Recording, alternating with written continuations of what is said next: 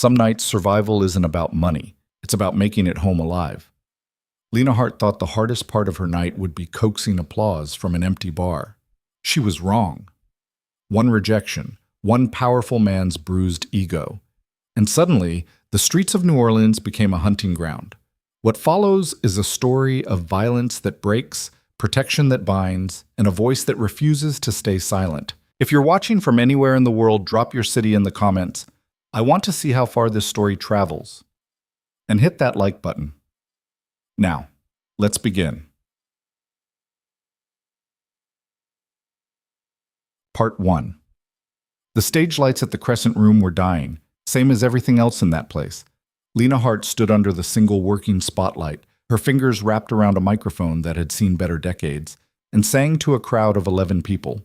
Maybe 12 if you counted the guy passed out in the corner booth. The burgundy velvet curtains behind her were rotting at the edges, the paint on the walls peeling like sunburned skin, and somewhere in the back, a pipe dripped water into a bucket with metronomic precision. Drip, drip, drip. But when Lena sang, none of that mattered. Her voice rolled through the room like smoke, low, textured, carrying weight that didn't match her 26 years. She wasn't technically perfect. Her breath control slipped on the long notes, and she went sharp on the bridge. But there was something raw in it. Something that made the bartender stop wiping glasses. Something that made the old man in the second row close his eyes and sway. She finished the song, a blues number about leaving and never looking back, and the applause came thin and scattered. A few bills landed in the tip jar by the piano. Lena smiled, nodded, and stepped off the small wooden platform that passed for a stage. "Beautiful, baby. Real beautiful." The voice came from her left. Lena didn't need to turn to know who it was. Marcus Thibault. He sat at the bar now, though he'd been at a table near the back during her set. Mid-50s, silver hair slicked back, wearing a suit that cost more than Lena made in 6 months. He owned half the commercial real estate in the Garden District and had a smile that never reached his eyes. Lena had seen him here before. He always sat alone, always watched her. "Thank you," she said, her tone flat, professional. She moved toward the bar to collect her tips. Marcus swiveled on his stool, blocking her path just slightly. Not aggressive, just present. "You got a real gift," he said. "Shame you're wasting it in a place like this." "I like this place."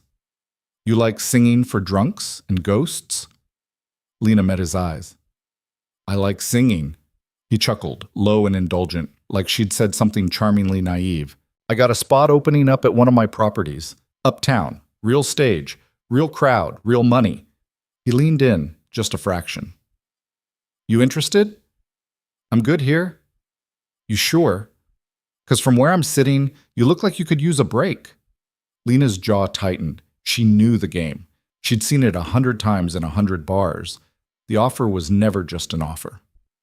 "I appreciate it," she said carefully, "but I'm not looking to move right now." Marcus's smile thinned. "That's a shame."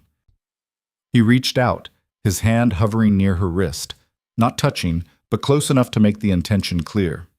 "Think about it," he said softly. "A woman like you shouldn't have to struggle."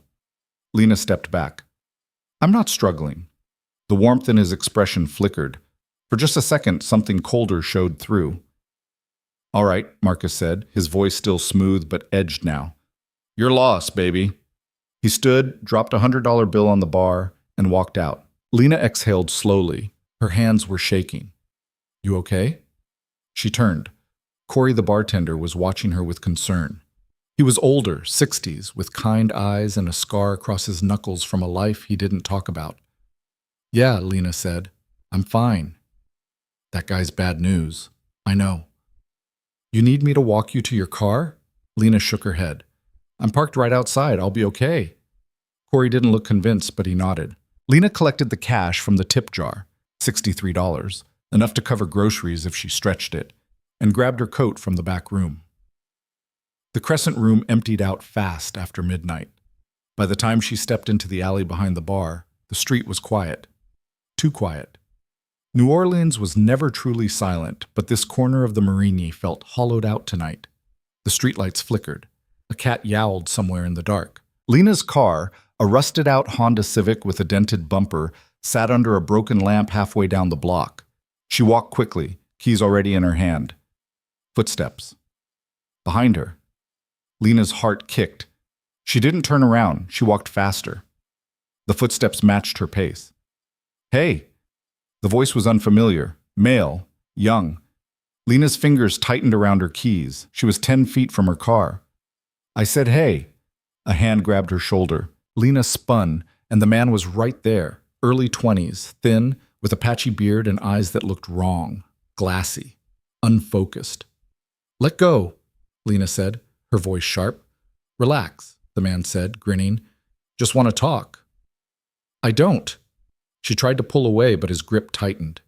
Another figure moved out of the shadows behind him, bigger, older, wearing a jacket with the collar turned up. Lena's stomach dropped. Mr. Thibault says hi, the older man said.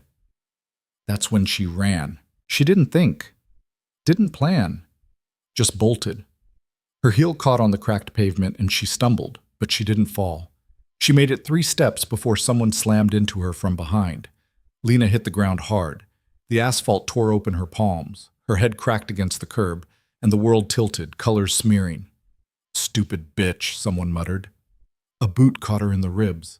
Lena curled inward, gasping, trying to protect her stomach, her face. Another kick. Another. Pain exploded in her side, her back, her shoulder. She tried to scream, but the sound came out broken. Should have taken the offer, the older man said. One of them grabbed her hair, yanking her head back. Lena's vision blurred. She saw the streetlight above, spinning, flickering. She tasted blood. Then she heard the voice, low, calm, cold. Let her go. The hands released her. Lena collapsed forward, her cheek pressed against the filthy pavement. She couldn't see who had spoken, couldn't see anything except the blur of shapes moving above her. Who the hell are you? One of the men demanded. Leave. This isn't your business. I'm making it my business. There was a pause. Lena heard breathing, footsteps. Then someone laughed, nervous, forced. Man, we don't want trouble. We're just... The sound of impact cut him off. A wet crunch. A body hitting the ground. Lena's vision swam. She heard shouting, running, a car door slamming, tires screeching, then silence. Someone knelt beside her. Can you hear me? The voice was the same one from before, deep, steady, no panic in it. Lena tried to answer, but her mouth wouldn't work. Everything hurt. She couldn't breathe right. I'm going to pick you up, the voice said. Don't fight me. Strong hands slid under her shoulders, her knees. Lena was lifted, weightless, the world tilting again. She wanted to tell him to stop, to put her down, but the words wouldn't come. She felt warmth, the smell of expensive fabric, the steady rhythm of someone walking. Stay with me, the voice said. Lena's eyes fluttered shut. Well, when she woke, the first thing she noticed was the softness, not the rough sheets of her studio apartment, not the lumpy couch she sometimes passed out on after late shifts. This was different, high thread count different, the kind of softness that came with money. Lena opened her eyes. She was in a bed, a huge bed. The room around her was dim, lit only by a lamp on a side table. Dark walls, minimalist furniture, a window showing the glow of the city outside. Her body ached everywhere. Her ribs screamed when she tried to sit up. Her head throbbed. Don't move. Lena froze. A man sat in a chair near the window. He was half in shadow, but she could make out the shape of him. Tall, broad-shouldered, dressed in dark clothing. His face was angled away from her, looking out at the city. Where am I? Lena's voice came out hoarse. Safe. That's not an answer. The man turned his head slightly. Even in the low light, Lena could see the sharpness of his features, strong jaw, high cheekbones, eyes that looked black in the darkness. You're in my home, he said. You were hurt. I brought you here. Who are you? Adrian Cross. The name hit her like cold water. Everyone in New Orleans knew that name. Adrian Cross owned the Crescent Room. He also owned 3 other clubs, 2 restaurants, and a half-dozen properties scattered across the city. Rumor said he had ties to people you didn't ask questions about. Rumor said he'd come from nothing and built an empire through methods that didn't appear in business textbooks. Rumor said a lot of things. Why did you help me? Lena asked. Adrian was quiet for a moment. You work for me. I work at a bar you own. That's not the same thing. It is to me. Lena tried to process that. Her head felt stuffed with cotton. Those men, they won't bother you again. How do you know? Because I made sure of it. There was something in his tone that made Lena's skin prickle. Not a threat. A fact. I need to go home, she said. You can barely sit up. I don't care. I need to. Pain flared in her ribs, cutting off the sentence. Lena gasped, pressing a hand to her side. Adrian stood and crossed the room. He moved like someone used to being obeyed. No hesitation, no wasted motion. He stopped a few feet from the bed. You have 3 cracked ribs, he said. A concussion, bruising across your back and shoulders. If you leave now, you'll collapse before you reach the street. I can't stay here. You don't have a choice. Lena glared at him. I always have a choice. Adrian's expression didn't change. Then choose not to be stupid. For a long moment, they stared at each other. Lena wanted to argue, to push back, but exhaustion was already dragging her down. Her body felt like it weighed 1,000 pounds. Fine, she said finally. One night. We'll see. Adrian turned and walked toward the door. Wait, Lena called. He stopped, glancing back. Thank you, Lena said quietly. For what you did. Adrian's expression flickered, something unreadable passing across his face. Get some rest, he said. Then he was gone, the door closing softly behind him. Lena lay back against the pillows, staring at the ceiling. Her mind raced even as her body begged for sleep. She didn't know Adrian Cross, didn't trust him, didn't understand why he'd pulled her out of that alley or why he was letting her stay here. But as she drifted off, one thought lingered. He didn't look away. Morning came too bright. Lena woke to sunlight streaming through the window, slicing across her face like a knife. She groaned, rolling over, and immediately regretted it. Her ribs screamed in protest. Fuck, she muttered. The door opened. A woman stepped in. Older, maybe 60, with silver hair pulled into a neat bun. She carried a tray with a glass of water, a bottle of pills, and a plate of toast. Good morning, the woman said. Her voice was brisk, efficient. I'm Helen. I manage Mr. Cross's household. You need to eat, Helen interrupted. And take these. She set the tray on the bedside table and held out 2 pills. Painkillers. Doctor's orders. A doctor was here? Last night. You were asleep. Lena blinked. You were exhausted. Mr. Cross insisted on a full examination. You're lucky. Could have been worse. Lena took the pills, swallowing them with water. Her throat was dry, raw. Where is he? Lena asked. Mr. Cross is working. It's 7 a.m. Helen's expression didn't shift. Mr. Cross is always working. She left the tray and exited without another word. Lena sat there, staring at the toast. Her stomach growled, but she didn't feel like eating. Everything felt surreal. Wrong, like she'd stepped into someone else's life. She forced herself out of bed, moving slowly, testing her body.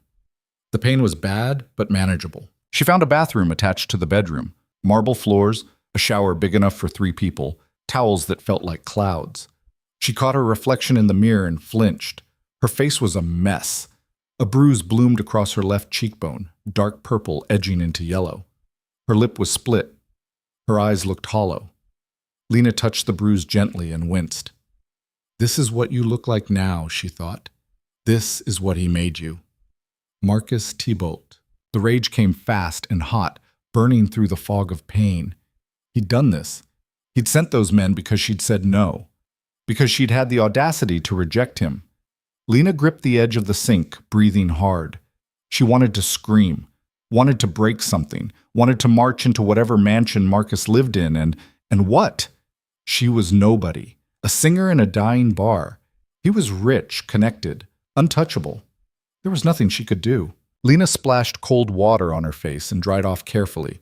When she returned to the bedroom, Helen was back, holding a set of clothes, soft gray sweatpants, a loose white t-shirt. These should fit, Helen said. Your clothes were unsalvageable. Lena took them. Thank you. Mr. Cross would like to see you when you're ready. Where? Downstairs. I'll show you. Lena dressed slowly, every movement a negotiation with pain. When she was done, she followed Helen out of the bedroom and down a hallway lined with dark wood and abstract art. The house, no, the penthouse, was massive. Floor-to-ceiling windows overlooked the city. Everything was clean, modern, expensive. It felt more like a museum than a home. Helen led her to a large room that might have been a study. Bookshelves lined one wall. A desk sat near the window, sleek and black. Adrian stood behind it, reading something on his phone. He looked up when Lena entered. "Sit," he said, gesturing to a chair. Lena didn't move. "I need to go home."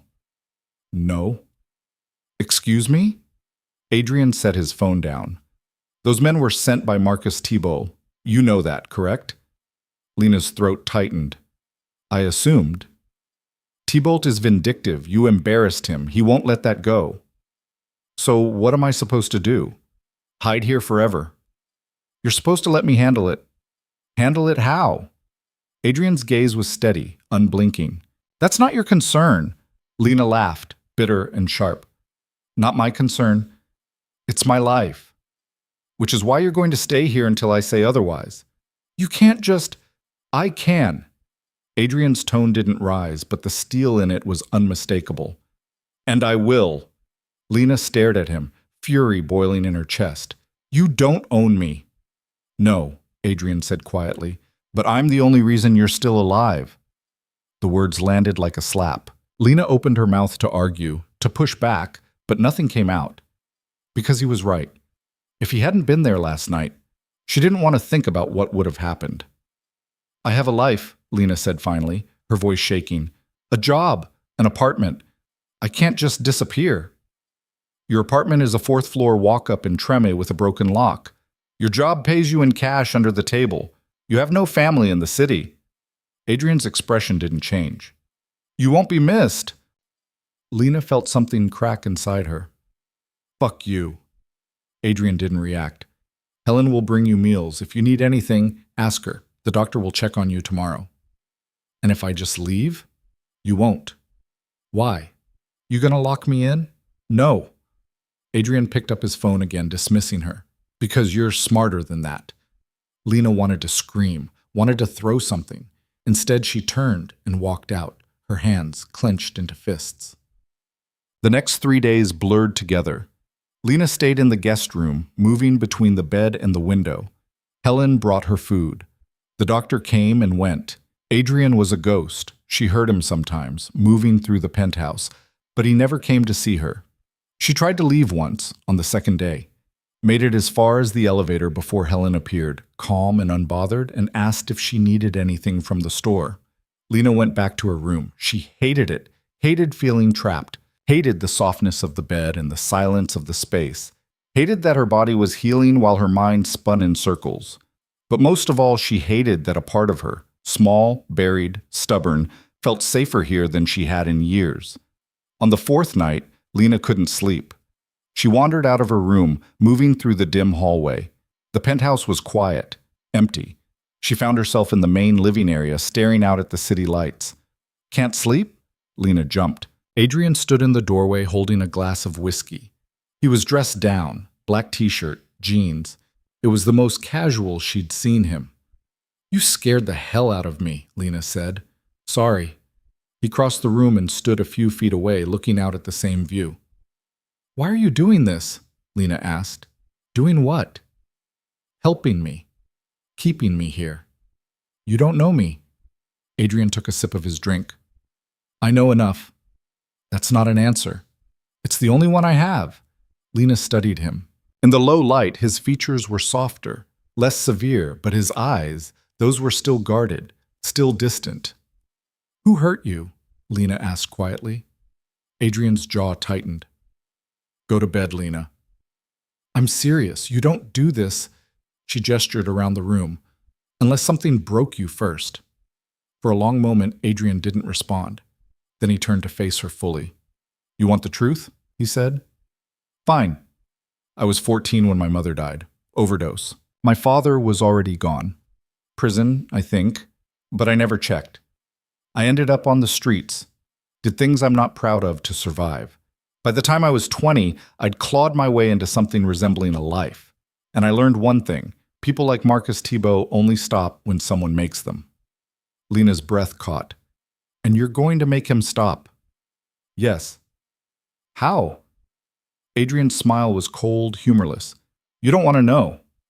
He finished his drink and set the glass down. Get some rest. Tomorrow we talk about what happens next. He walked past her, heading toward his own room. Adrian, Lena called. He paused. Thank you, she said. For telling me? He didn't answer, just nodded once and disappeared into the shadows. Lena stood there for a long time, staring at the place he'd been. She didn't trust him, not completely. But she was starting to understand him. And that somehow felt more dangerous than anything Marcus Thibault could do. Part 2 lưu ý. Viết 6.000 đến 6.500 từ liên kết liền mạch với các phần trước trong câu chuyện, pha hồi thoại tạo thành một câu chuyện liền mạch khi ghép lại. Mỗi phần liền mạch với phần trước, không giới thiệu lại câu chuyện ở đầu phần mới. Liên kết các phần của câu chuyện một cách liền mạch, sử dụng câu chuyện tiếp giữa các phần. Duy trì chủ đề, tránh ngắt quãng đột ngột, không sử dụng gạch đầu dòng hoặc tiêu đề phủ. Phong cách kể chuyện Mỹ, Hoa Kỳ, giống văn giàu cảm xúc. Kể theo ngôi thứ 3, giữ đồ kịch tính không viết lan man. Nhân vật không hoàn hảo. Hồi thoại tự nhiên, tránh ngôn ngữ văn chương sáo rơi và cụm từ AI điển hình. Viết như nhà văn chuyên nghiệp, không như AI cố gắng nghe sang. Có yếu tố con người, cầm miêu tả qua mượt mà và hoàn hảo, kết thúc phần không giới thiệu phần sau. Lưu ý trả lời trong mục tin nhắn không nhảy sang document, chi dần bắt buộc. Không được xuất hiện trong nội dung truyền. Đây là một câu chuyện điện ảnh hoàn toàn hư cấu được tạo ra chỉ nhằm mục đích giải trí. Không đề cập hay ngụ ý rằng nó dựa trên sự kiện có thật, người thật hoặc câu chuyện có thật. Không sử dụng các cụm từ như dựa trên một câu chuyện có thật, theo ghi chép hoặc bất cứ điều gì tương tự. Tất cả các nhân vật, địa điểm, tổ chức và sự kiện phải hoàn toàn hư cấu. Show more 837. Part 2. Morning came with the smell of coffee and the sound of rain against glass. Lena woke to gray light filtering through the curtains. Her ribs still hurt, but the sharp edge had dulled to a persistent ache. She could breathe without feeling like her chest might split open. Progress, she supposed. Helen knocked once and entered without waiting for an answer. Mr. Cross wants to see you, she said. Breakfast is ready. Lena sat up slowly. Does he always summon people like this? Only the ones staying in his home. Helen's expression remained neutral, but there might have been the ghost of a smile there. 10 minutes. She left, and Lena dragged herself out of bed. The face in the bathroom mirror looked slightly less destroyed today. The bruise on her cheek had faded from deep purple to a mottled yellow-green. Her split lip was healing. She looked like someone who'd been in a fight and lost, but at least she looked alive. She found Adrian in the dining room, sitting at a table that could have seated 12 but held only 2 place settings. He was reading something on a tablet, a cup of black coffee at his elbow. He didn't look up when she entered. Sit, he said. Lena pulled out the chair across from him and sat. A plate appeared in front of her. Eggs, toast, fruit. Helen moved like a ghost, there and gone before Lena could say thank you. Eat, Adrian said, still not looking up. You're very good at giving orders. I'm good at a lot of things. Lena picked up her fork. The eggs were perfect, soft scrambled, seasoned just right. She hated that they tasted good. Hated that this whole situation felt so normal when nothing about it was. Adrian finally set down the tablet and looked at her. In the gray morning light, his features were sharp, almost harsh. But his eyes, they were different today, less guarded, like he'd made some decision during the night and was waiting to see how she'd react. Marcus Thibault is having a party tomorrow night, Adrian said. Big event. Politicians, business owners, the kind of people who think money makes them untouchable. Lena's stomach tightened. So? So I'm going to be there. Why are you telling me this? Because you need to understand what happens next. Adrian leaned back in his chair. Thibault thinks he can do whatever he wants. He thinks sending men to hurt you was just another Tuesday. He's wrong. What are you going to do? Make sure he understands that actions have consequences. The way Adrian said it, calm, measured, like he was discussing the weather, made Lena's skin prickle. You're going to hurt him, she said. I'm going to ruin him. There's a difference? Yes. Adrian picked up his coffee. Hurting him would be easy, satisfying even, but it wouldn't solve anything. Men like Thibault don't learn from pain. They learn from losing everything they've built. Lena stared at him. You're serious? I don't joke about things like this. And what am I supposed to do? Just sit here while you, what, destroy his life? Yes. That's insane. That's reality. Adrian's gaze didn't waver. You can't fight him yourself. You have no leverage, no resources, no protection. But I do. So you're going to let me handle this, and when it's done, you can go back to your life. Just like that. Just like that? Lena pushed her plate away. I don't want you to do this. Why not? Because, she stopped, trying to find the words. Because it makes me complicit. Because I don't know you. Because this whole thing feels wrong. Adrian was quiet for a moment. Then he stood and walked to the window, looking out at the rain-soaked city. 5 years ago, he said, a woman worked at one of my clubs. Her name was Nina. She was smart, hardworking, saving up to go back to school. One night, a man, someone with money and connections, decided he wanted her. She said no. He didn't like that. Lena's chest tightened. She ended up in the hospital, Adrian continued. Broken jaw, shattered orbital bone, internal bleeding. The man who did it walked away. No charges, no consequences. His lawyer made sure of it. What happened to her? She left the city. Last I heard, she was living with family in Atlanta, never came back. Adrian turned to face Lena. I didn't help her. I didn't even try. I told myself it wasn't my problem, that getting involved would cause more trouble than it was worth. I was wrong. So this is guilt, Lena said quietly. You're doing this because you feel guilty about her. I'm doing this because you're not going to be another Nina. The words hung between them, heavy and final. Lena looked down at her hands. They were shaking slightly. I don't know what to say. You don't have to say anything. Just trust me. I barely know you. Then get to know me. Before Lena could respond, Adrian's phone buzzed. He glanced at it, his expression hardening. I have to go, he said. Helen will be here if you need anything. Where are you going? To work. He left without another word, and Lena sat alone at the table, staring at her half-eaten breakfast. The rain continued to fall outside, steady and relentless. She didn't know if she trusted Adrian, didn't know if what he was doing was right or just another kind of violence wearing a different mask. But she knew one thing. She was tired of feeling helpless. The rest of the day dragged. Lena tried to read, but the words blurred together. Tried to watch TV, but nothing held her attention. She ended up back at the window, watching the city move below, cars and people and lives that had nothing to do with her. Around 4, Helen appeared with tea and a knowing look. You're restless, Helen said. I'm going crazy. That's normal. You've been through trauma. Your body's healing, but your mind needs something to do. What did you do? Lena asked. Before this, before working for him, Helen poured the tea with careful precision. I was a nurse, 20 years in the ER. Saw a lot of things. Too many things eventually. Why did you leave? Burnout. And I met Mr. Cross at the right time. He needed someone to manage his household. I needed a change. It worked out. He saved you too, Lena said. Helen's expression softened. In a way. But I also chose to stay. That's important. Did he tell you about Nina? He tells me very little about anything, but I know enough. Helen set down the teapot. Mr. Cross isn't a good man, Lena, but he's not a bad one either. He's something in between, and in this city, that's about as good as it gets. After Helen left, Lena thought about those words. Something in between.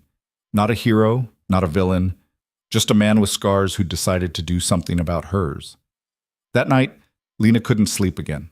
She wandered through the penthouse, careful and quiet. Adrian's door was closed, a thin line of light visible underneath. She heard voices. His voice, low and controlled, talking to someone on the phone. I don't care what it costs, Adrian was saying. I want everything. Financial records, property holdings, every loan, every debt. If he's hiding assets offshore, I want to know about it. A pause. No. I'm not interested in violence. I'm interested in exposure. Men like Thibault care more about their reputation than their lives. We take that? We take everything. Another pause, longer this time. Good. Have it on my desk by morning. The call ended. Lena heard movement inside the room and quickly retreated to the kitchen before he could find her eavesdropping. She was pouring herself water when Adrian appeared in the doorway. He wore sweatpants and nothing else, and Lena found herself momentarily distracted by the lean muscle of his chest, the faint scars that crossed his ribs. Can't sleep? He asked. Seems to be a pattern. Adrian moved to the counter, pulling out a bottle of whiskey. He poured 2 fingers into a glass and held it up in silent question. Lena nodded, and he poured a second glass. They stood in the dim kitchen, drinking in silence. I heard you on the phone, Lena admitted. I figured. You're really going after him? Yes. What if it doesn't work? What if he's too protected? Adrian's smile was thin, humorless. Everyone has vulnerabilities. Thibault's just better at hiding his than most. But they're there. I've been digging for 3 days, and I'm finding cracks. And then what? Then those cracks become breaks, and the breaks become a collapse. Lena took a sip of whiskey. It burned going down, warm and sharp. You've done this before. Not exactly like this, but close enough. Did it work? I'm still here. The people who came after me aren't. There was something dark in the way he said it, something that suggested the line between justice and revenge wasn't as clear as Lena wanted it to be. I need to ask you something, Lena said, and I need you to be honest. All right. Are you doing this for me, or are you doing this because you like it? Adrian didn't answer right away. He swirled the whiskey in his glass, watching the amber liquid catch the light. Both, he said finally. I won't lie to you. There's a part of me that enjoys this. The hunt, the strategy, watching someone who thought they were invincible realize they're not. It's ugly, and I'm not proud of it. But it's the truth. At least you're honest. I try to be, about the things that matter. They finished their drinks in silence. When Lena set her glass down, Adrian was watching her with an expression she couldn't quite read. What? She asked. You're stronger than you think. I don't feel strong. Most strong people don't. Before Lena could respond, he pushed off the counter and headed toward his room. Get some sleep, he said over his shoulder. Tomorrow's going to be a long day. Lena stood alone in the kitchen, her heart beating faster than it should. She told herself it was the whiskey, told herself it was nothing, but she knew she was lying. The next morning came too fast. Lena woke to Helen shaking her shoulder gently. Mr. Cross asked me to give you this, Helen said, holding out a large box. Lena sat up, wincing at the protest from her ribs. What is it? Open it and see. Inside the box was a dress. Black, simple, elegant. The kind of thing that probably cost more than Lena made in 3 months. Why? You're going with him tonight, Helen said. Lena's stomach dropped. What? To the party. Mr. Cross insists. That's insane. I can't. He said you'd argue. Helen's tone was matter-of-fact. He also said to tell you that hiding won't solve anything. Thibault needs to see that you're not afraid, that you're protected. I am afraid. Then you'll have to pretend you're not. Helen left before Lena could argue further. She stared at the dress, her mind racing. Adrian wanted her to go to the party, wanted her to stand in the same room as Marcus Thibault, the man who'd tried to destroy her. It was reckless, dangerous, completely insane. She was still trying to decide what to do when Adrian knocked on her door an hour later. Come in, Lena called. He entered, dressed in a dark suit that fit him like it was made for his body, which it probably was. His hair was brushed back, his expression unreadable. You're not going, Lena said before he could speak. I'm going. The question is whether you're coming with me. This is crazy, Adrian. He tried to kill me. He tried to break you. There's a difference. Adrian crossed the room and stood in front of her. I'm not asking you to forgive him. I'm asking you to show him he failed. By wearing a fancy dress and smiling? By walking into that room like you own it? By showing every person there that Marcus Thibault doesn't control you? Lena shook her head. I don't know if I can do that. Yes, you can. You stood on stage and sang for people who didn't care. You survived an attack that should have killed you. You're still standing. That takes strength. Or stupidity. Sometimes they're the same thing. Lena looked at the dress, then back at Adrian. His expression was steady, patient, like he'd wait all day if that's what it took. If I do this, Lena said slowly, and something goes wrong, nothing will go wrong. You can't promise that. I can promise that I won't let him hurt you again. There was something in his voice, a certainty that made Lena want to believe him. She thought about Nina, the woman who'd left the city because no one had protected her. Thought about all the other women who'd been hurt and silenced because they didn't have someone willing to fight back. Okay, Lena said. I'll go. Adrian's expression didn't change, but something in his eyes softened. Good. We leave at 7. The hours before the party passed in a blur. Helen helped Lena get ready, doing her makeup in a way that covered the worst of the bruising without looking obvious. The dress fit perfectly. Adrian must have guessed her size. Lena barely recognized herself in the mirror. She looked like someone who belonged at a party full of rich people, someone confident, untouchable. It was a lie, but it was a convincing one. At 7, Adrian appeared at her door. He looked at her for a long moment, his expression unreadable. You look good, he said finally. I look like I'm playing dress-up. You look like someone Marcus Thibault is going to regret crossing. They took Adrian's car, a black sedan that probably cost more than Lena's entire life. The drive to the Garden District was quiet. Lena watched the city slide past, her hands clenched in her lap. Breathe, Adrian said without looking at her. I am breathing. You're holding your breath. I can hear it. Lena forced herself to exhale. What if he says something to me? He won't. He's not stupid enough to cause a scene at his own party. And if he does, then I'll handle it. The party was at a mansion that looked like it belonged in a movie. White columns, manicured lawns, valet parking. People in expensive clothes moved through the entrance in clusters, laughing and drinking champagne that probably cost more per bottle than Lena's rent. Adrian handed his keys to the valet and offered Lena his arm. She took it, trying to ignore the way her heart was hammering against her ribs. Stay close to me, Adrian said quietly. Don't engage with anyone unless I'm there. And if you need to leave, just say the word. Okay? They walked inside together and Lena felt every eye in the room turn toward them. Or maybe that was paranoia. Maybe no one was looking at her at all. The interior of the mansion was exactly what Lena expected. Marble floors, crystal chandeliers, art on the walls that probably belonged in museums. Servers moved through the crowd with trays of champagne and hors d'oeuvres. A string quartet played in one corner. Adrian Cross, a voice called out to him. Didn't expect to see you here. A man approached, 50s, balding, wearing a suit that strained against his stomach. He smiled at Adrian with the kind of familiarity that suggested business deals and shared secrets. Charles, Adrian said, shaking the man's hand. Wouldn't miss it. Charles's gaze slid to Lena. And who's this? A friend, Adrian said smoothly. Lena, this is Charles Brennan. He owns most of the commercial real estate in the French Quarter. Pleasure, Lena said, forcing a smile. Charles looked like he wanted to ask more questions, but Adrian had already moved on, guiding Lena deeper into the crowd. Was that hard? Adrian asked quietly. Harder than it should have been. You did fine. They moved through the party, Adrian stopping occasionally to shake hands and exchange pleasantries. Lena stayed silent, observing. She noticed the way people looked at Adrian, with a mix of respect and wariness, like they knew he was dangerous but couldn't afford to ignore him. And then she saw him. Marcus Thibault stood near the bar, holding court with a group of men in expensive suits.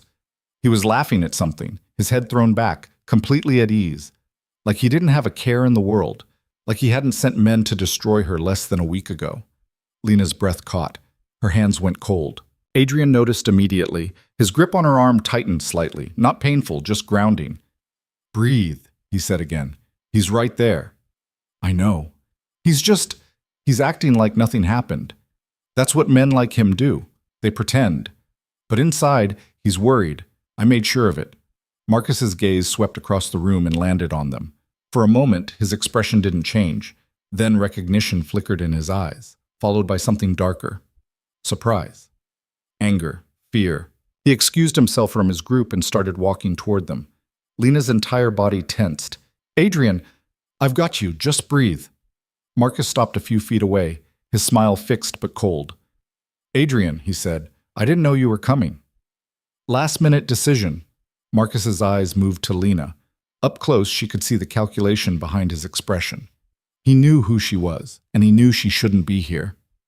And your friend? Marcus asked. This is Lena Hart, Adrian said. She works at one of my clubs. Is that so? Marcus's smile sharpened. Funny. I thought I recognized her. Didn't you used to sing at the Crescent Room? Lena forced herself to meet his gaze. I still do. Small world. Marcus took a sip of his drink. I hope you're enjoying the party. It's lovely, Lena said, her voice steadier than she felt. You have a beautiful home. Thank you. I try to surround myself with beautiful things. The implication hung in the air, ugly and unmistakable. Adrian's expression didn't change, but Lena felt the shift in his energy, something cold and lethal sliding into place. Marcus, Adrian said, his tone pleasant but edged. I've been meaning to talk to you about a business matter. Oh? Yes. It's come to my attention that you've been expanding into new ventures. Some of them quite aggressive. Marcus's smile faltered slightly. I don't know what you mean. I think you do, but we can discuss it later, in private. The two men stared at each other, and Lena realized she was watching something invisible play out. A war fought with words and implications, neither man willing to be the first to blink. Finally, Marcus stepped back. Of course, he said. Enjoy the party, Adrian. Miss Hart. He walked away, but Lena could feel his gaze on her back like a physical weight. I need to get out of here, Lena whispered. Not yet. He needs to see you stay. Needs to see that you're not running. I can't. 5 more minutes, then we leave. Those 5 minutes felt like an eternity. Lena smiled when she was supposed to, nodded when people spoke to her, pretended like her entire world wasn't tilting sideways. Adrian stayed close, his presence a constant reminder that she wasn't alone. When they finally left, Lena felt like she could breathe again. The cool night air hit her face, and she gasped, leaning against the car. You did well, Adrian said. I feel like I'm going to throw up. That's normal. How is any of this normal? Adrian opened the car door for her. Get in. Let's go home. The word hung in the air. Home. As if the penthouse was hers, as if she belonged there. Lena got in the car without arguing. She was too tired to fight anymore. The drive back was quiet. When they reached the penthouse, Helen had already gone to bed. Adrian poured them both a drink without asking, and they sat in the living room, staring out at the city. He knows, Lena said finally. He knows you're coming for him. Good. Let him know. What happens now? Now he makes a mistake. They always do when they're scared. Lena looked at Adrian, studying his profile in the dim light. Do you ever get tired of this? The games, the manipulation? Every day. Then why do you keep doing it? Adrian turned to face her, and for the first time Lena saw something raw in his expression, something unguarded. Because if I stop, he said quietly, then men like Thibault win. And I can't let that happen. They sat in silence, the weight of the night settling around them. Lena knew she should go to bed, should try to sleep, but she didn't want to be alone. Can I ask you something? She said. Yes. Do you have anyone? Someone who knows you, really knows you. Adrian was quiet for a long time. Then he shook his head. No, he said. I don't. That sounds lonely. It is. Lena didn't know what made her do it. Maybe it was the whiskey. Maybe it was the adrenaline still coursing through her veins. Maybe it was just the need to feel something other than fear. She reached out and took his hand. Adrian looked down at their joined hands, then back at her face. He didn't pull away. Thank you, Lena said. For tonight, for all of this. You don't have to thank me. I do. Because no one else would have done what you did. They stayed like that for a while, hands linked, neither of them speaking. Outside, The city glittered and moved, indifferent to their small moment of connection. Eventually, Lena stood, still holding his hand. "Come on," she said. "Where?" "To bed, not—" She felt her face heat. "I mean, to sleep. I just don't want to be alone tonight." Adrian studied her face for a long moment. Then he nodded. They walked to Lena's room together. She climbed into bed and Adrian sat in the chair by the window, the same place he'd been that first night. "You can come closer," Lena said. "I won't bite." A ghost of a smile crossed Adrian's face. He moved to the edge of the bed, sitting with his back against the headboard, careful not to touch her. Lena closed her eyes, and for the first time in days, she felt safe enough to sleep. Just before she drifted off, she felt Adrian's hand brush against her hair. So gentle, she might have imagined it. But she didn't think she did. Part 3. Lưu ý. Viết 6.000 đến 6.500 từ liên kết liền mạch với các phần trước trong câu chuyện. Pha hối thoại tạo thành một câu chuyện liền mạch khi ghép lại. Mỗi phần liền mạch với phần trước không giới thiệu lại câu chuyện ở đầu phần mới. Liên kết các phần của câu chuyện một cách liền mạch. Sử dụng câu chuyện tiếp giữa các phần. Duy trì chủ đề, tránh ngắt quãng đột ngột, không sử dụng gạch đầu dòng hoặc tiêu đề phụ. Phong cách kể chuyện Mỹ, Hoa Kỳ, giống văn giàu cảm xúc. Kể theo ngôi thứ 3, giữ đồ kịch tính không viết lan man, nhân vật không hoàn hảo, hội thoại tự nhiên, tránh ngôn ngữ văn chương sáo rơi và cụm từ AI điển hình. Viết như nhà văn chuyên nghiệp, không như AI cố gắng nghe sang. Có yếu tố con người, cảm miêu tả qua mượt mà và hoàn hảo, kết thúc phần không giới thiệu phần sau. Lưu ý trả lời trong mục tin nhắn không nhảy sang document, chi dần bắt buộc, không được xuất hiện trong nội dung truyền. Đây là một câu chuyện, điện ảnh hoàn toàn hư cấu được tạo ra chỉ nhằm mục đích giải trí, không đề cập hay ngụ ý rằng nó dựa trên sự kiện có thật, người thật hoặc câu chuyện có thật. Không sử dụng các cụm từ như dựa trên một câu chuyện có thật, theo ghi chép hoặc bất cứ điều gì tương tự. Tất cả các nhân vật, địa điểm, tổ chức và sự kiện phải hoàn toàn hư cấu. Chodomore 840. Part 3. Lena woke to sunlight and the distant sound of voices. For a moment, she forgot where she was. Then memory rushed back. The party, Marcus's cold smile, Adrian's hand in hers. She turned her head and found the space beside her empty, the sheets cool to the touch. He'd left some time during the night. She sat up slowly, testing her ribs. The pain was less now, more of a dull throb than the sharp agony it had been. Healing, her body, at least. The voices were coming from downstairs. Lena pulled on a robe and moved into the hallway, following the sound. She stopped at the top of the stairs when she recognized Adrian's voice, low and controlled. "I don't care if he's calling in favors. I want the report finished by noon." A pause. "No, we're not waiting. Every hour we give him is another hour he uses to cover his tracks." Lena descended the stairs quietly. Adrian stood in his office, phone pressed to his ear, staring at something on his computer screen. He looked like he hadn't slept, shirt rumpled, hair disheveled, shadows under his eyes. "Good. Send it directly to me, and make sure—" He turned and saw Lena in the doorway. "I'll call you back." He ended the call and set the phone down. "You should be resting," he said. "So should you." "I slept enough." "Liar." Adrian's mouth twitched, almost a smile. "Coffee?" "Please." They moved to the kitchen. Helen wasn't around yet, so Adrian made the coffee himself, moving with the efficiency of someone who'd done it 1,000 times. He handed Lena a cup and leaned against the counter. "What were you working on?" Lena asked. "T-Bolt, following the money." "Find anything?" "More than I expected." Adrian took a sip of coffee. "He's not as careful as he thinks. Offshore accounts in the Caymans, shell companies registered in Delaware, payments to people who don't officially exist. It's a mess, and it's all connected." "Connected to what?" "Everything. Real estate fraud, tax evasion, bribes to local officials. The man's built his empire on a foundation of lies and payoffs, and now it's about to collapse." Lena felt a chill run through her. "When?" "Soon. I'm meeting with someone this afternoon, a journalist. She's been investigating T-Bolt for months but couldn't get enough evidence to publish. I'm going to give her everything." "And then what happens?" "Then the story breaks. His reputation crumbles. The people he's paid off will distance themselves before they get dragged down with him. And without protection, The authorities will finally have the courage to act.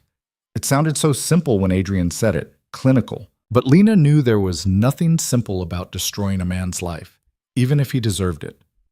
"What about the men he sent after me?" Lena asked quietly. Adrian's expression darkened. "They're being handled." "What does that mean?" "It means they won't be a problem."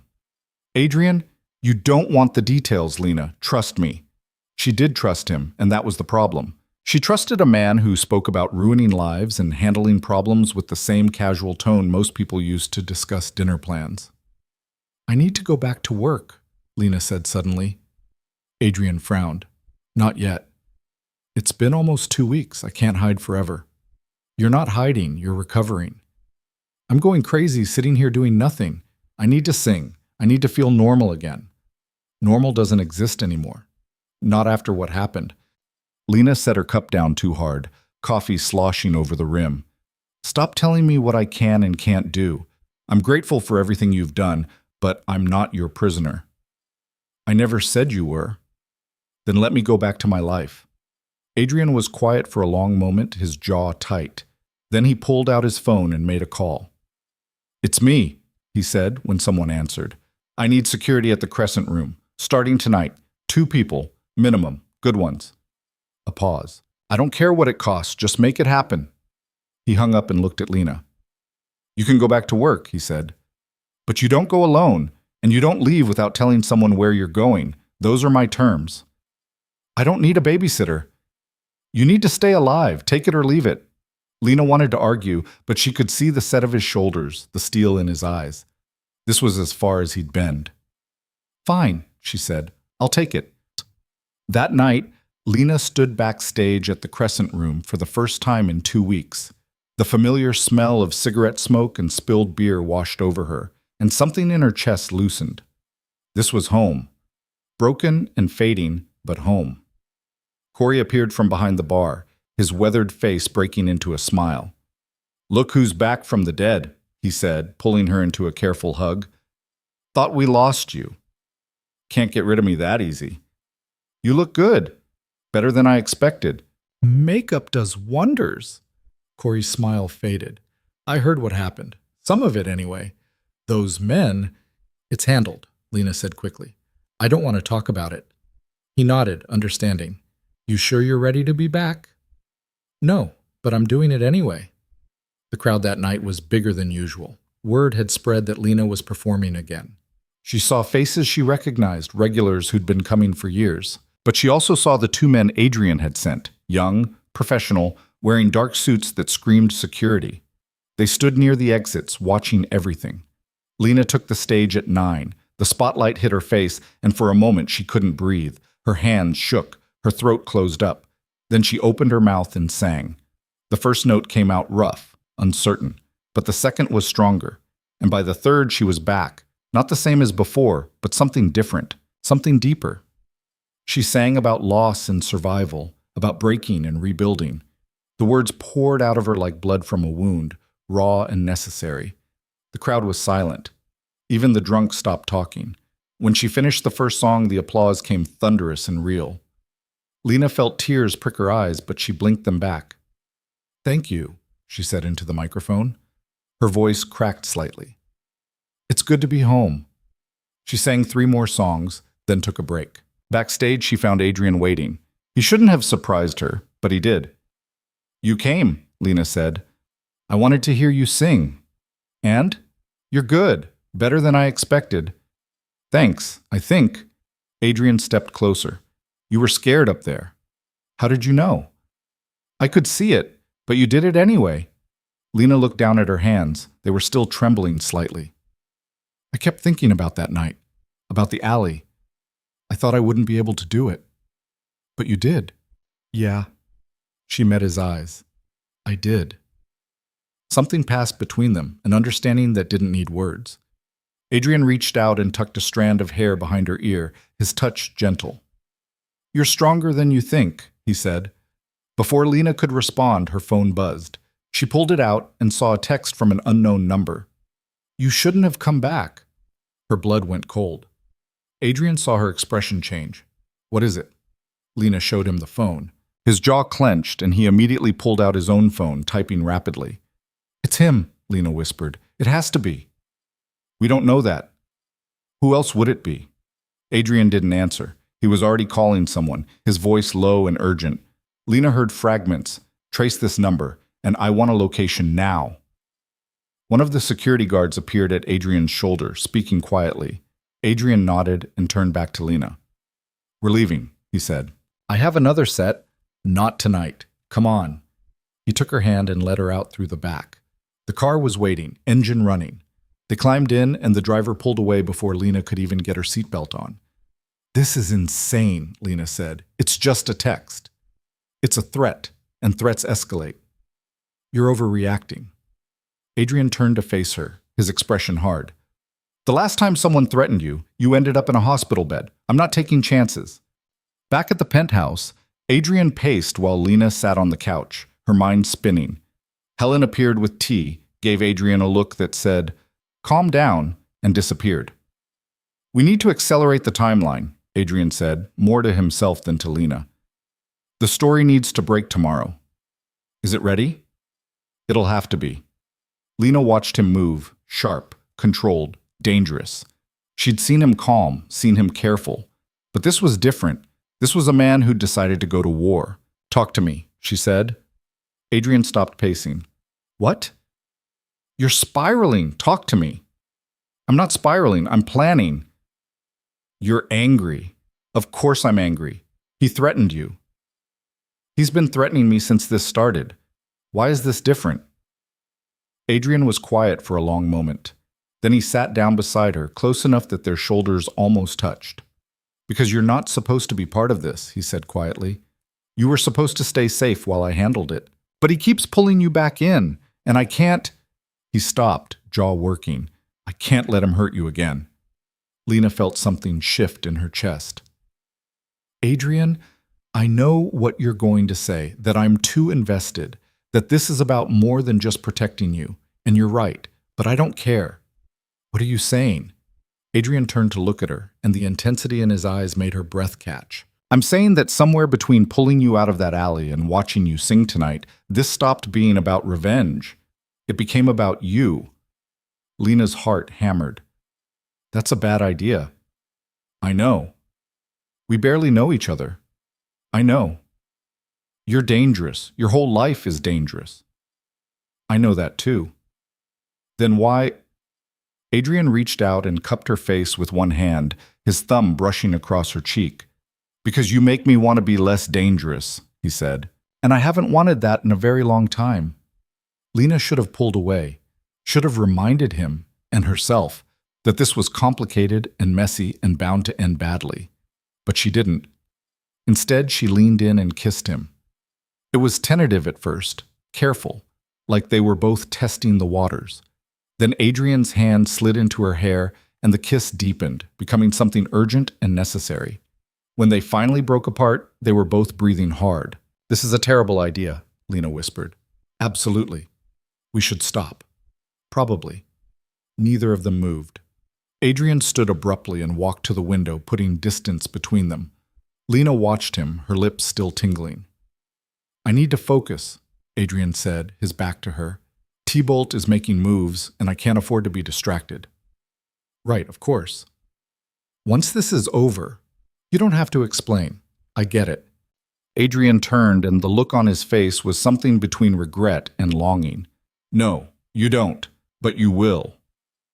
He left the room before Lena could respond, and she sat alone in the silence, touching her lips and wondering what the hell she'd just done. The next morning, Lena woke to chaos. Helen knocked on her door at dawn, her usually composed face tight with tension. "You need to come downstairs," Helen said. "Now." Lena threw on clothes and followed her. Adrian was in the living room, surrounded by laptops and phones. The TV was on, tuned to a local news station. Oitbashi im Onmars. Breaking story this morning as documents leaked to the press reveal extensive financial fraud tied to real estate developer Marcus Thibault. Our sources indicate that federal investigators have already begun. Lena stared at the screen. Marcus's face filled it. A professional headshot that made him look respectable, trustworthy. The irony wasn't lost on her. It's happening, Adrian said without looking away from his computer. The story went live an hour ago. Every major outlet has picked it up. What about Marcus? No comment from him yet, but his lawyers are scrambling. As if on cue, Adrian's phone rang. He glanced at the screen and smiled, cold and satisfied. It's the journalist, he said. He answered. Talk to me. Lena watched his expression as he listened. His smile grew. Good. Keep pushing. Don't let them bury this. He hung up and looked at Lena. Federal agents are at Thibault's office. They're seizing records. Just like that? Just like that. Once the evidence is public, they can't ignore it. Too many eyes watching. Lena should have felt relief. Victory, even. But all she felt was a strange numbness. What happens to him now? She asked. Depends on what they find, but at minimum, he's ruined. No one will do business with him. The properties he owns will be seized. He'll spend the rest of his life fighting legal battles he can't win. And the men he sent after me? Adrian's expression hardened. They've already been dealt with. One's in custody, charged with assault. The other left the state yesterday. He won't be back. How do you know all this? Because I make it my business to know. There it was again, that reminder that Adrian wasn't just some businessman. He was connected, powerful, dangerous in ways Lena was only beginning to understand. The rest of the day was a blur of news updates and phone calls. Adrian barely left his office. Lena tried to stay out of the way, but the walls felt like they were closing in. By evening, the story had exploded. Politicians were calling for investigations. Thibault's business partners were issuing statements distancing themselves. His empire was collapsing in real time, broadcast across every screen in the city. Lena found Adrian on the balcony, staring out at the city as the sun set. He looked exhausted. You won, she said quietly. We won. No, this was you. I just survived. Adrian turned to face her. Surviving is winning, Lena. Don't forget that. They stood in silence for a while, watching the sky turn purple and gold. What happens now? Lena asked. Now you decide what you want. What do you mean? You're safe. Thibault can't touch you anymore. You can go back to your life, your apartment, your job, whatever you want. Lena's chest tightened. And if I don't want to go back? Adrian's expression was carefully neutral. Then you stay. Just like that? Just like that. Lena thought about her tiny apartment with the broken lock, about singing to empty rooms for tips that barely covered groceries, about the life she'd been living before everything changed. I don't know what I want, she admitted. That's okay. You don't have to decide tonight. But Lena felt the weight of the decision pressing down on her anyway. Stay or go. Safety or freedom. Adrian or herself. Can I ask you something? Lena said. Always. Do you regret it? Any of it? Adrian considered the question. No. Thibault deserved what he got. Maybe worse. That's not what I meant. Do you regret getting involved with me? Adrian stepped closer, his hand coming up to brush her cheek. Never, he said. Not for a second. Lena's breath caught. Adrian, I know, it's complicated, but I need you to know that whatever you decide, I won't regret this. Before Lena could respond, his phone rang. He glanced at it and frowned. I have to take this, he said. It's about Thibault. He stepped inside and Lena was left alone on the balcony, her mind racing. She'd come so close to losing everything, her voice, her life, her sense of self, and Adrian had given it all back to her. Not perfectly, not without scars, but back nonetheless. The question was, what did she owe him for that? And more importantly, what did she owe herself? Inside, she heard Adrian's voice rise, sharp, angry. What do you mean he's gone? Lena's stomach dropped. She rushed back inside. Adrian's face was pale, his knuckles white around the phone. Find him, he said. I don't care what it takes. Find him, and let me know immediately. He hung up and looked at Lena. Marcus left the city, he said, 2 hours ago. Private plane to somewhere without an extradition treaty. Can he do that? He just did. But the investigation will continue. But without him here, it'll take months, maybe years. And by then, he'll have moved his money, changed his identity, disappeared. Lena felt the rage building again. So he gets away with it. Not entirely. His life here is over.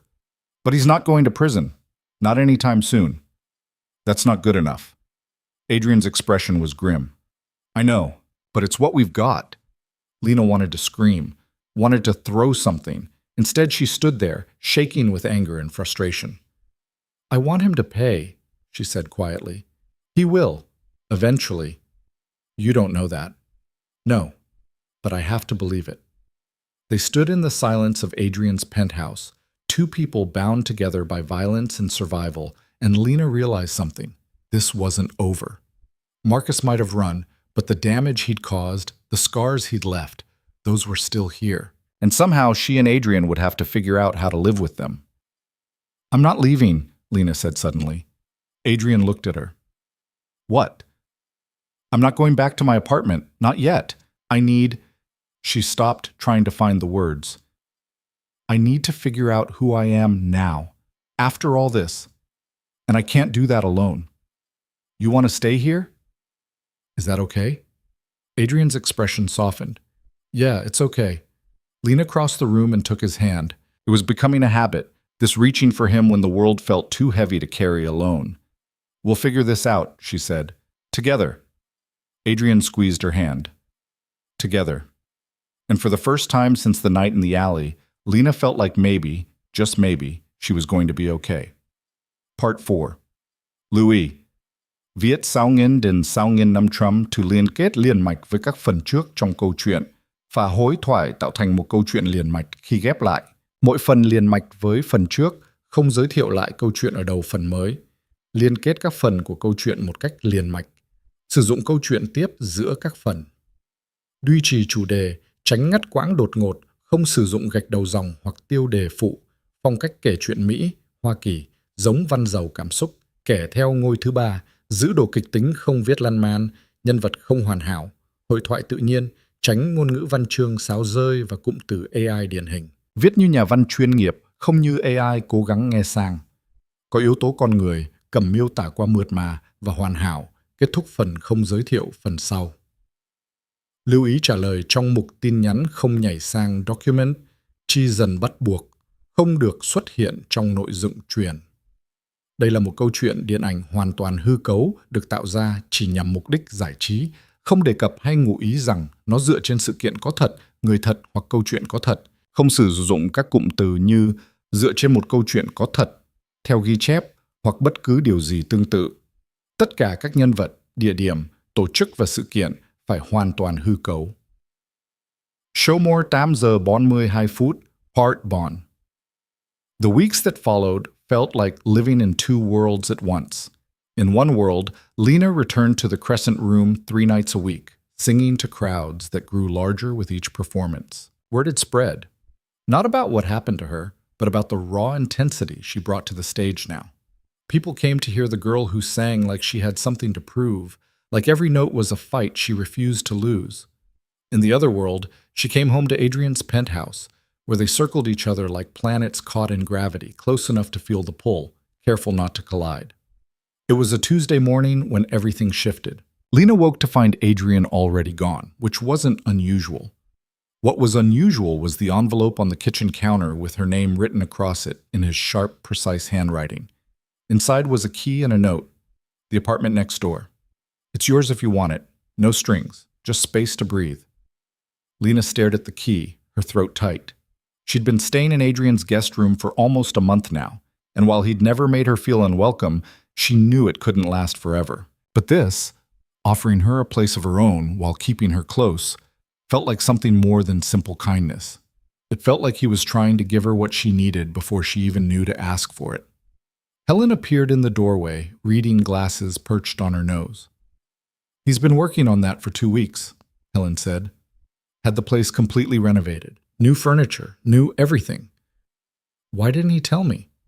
Because he thought you'd argue, say it was too much. Lena laughed, bitter and surprised. It is too much. Maybe. But when has that ever stopped him? Helen poured herself coffee and sat down at the counter. For a moment, the two women just looked at each other. Can I ask you something? Lena said. You can ask. I might not answer.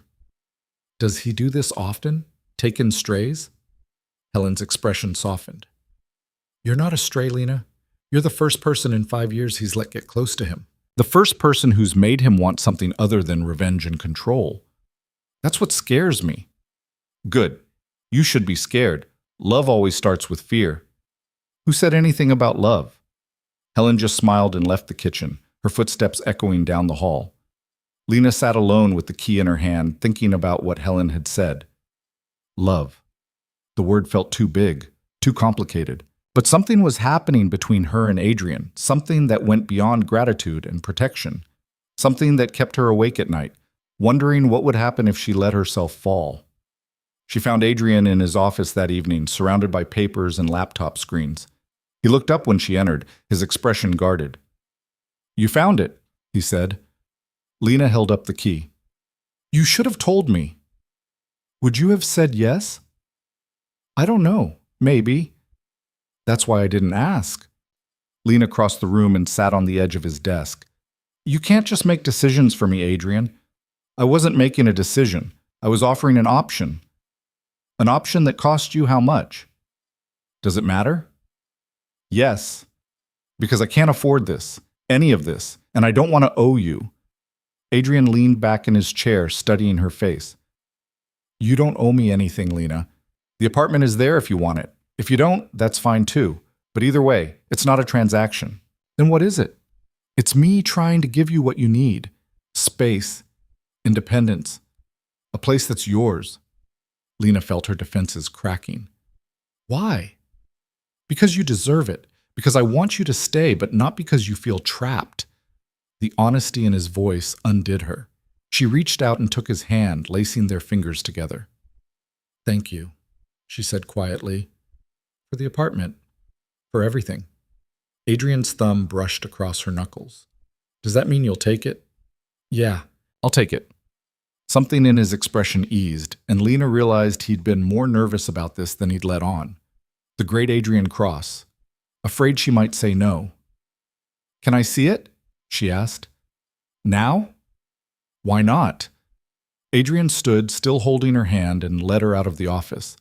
They walked down the hall to a door Lena had assumed was a closet or storage. Adrian unlocked it, and they stepped into a space that took her breath away. The apartment was smaller than Adrian's penthouse, but still larger than anywhere Lena had ever lived. Floor-to-ceiling windows overlooked the city. The furniture was modern but warm, nothing cold or sterile. There was a piano in the corner by the windows. Lena walked over to it, running her fingers across the keys. You play? Adrian asked.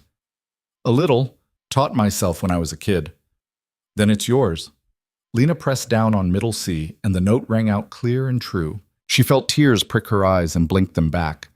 This is too much, she said. You keep saying that. Because it's true. Adrian came to stand beside her.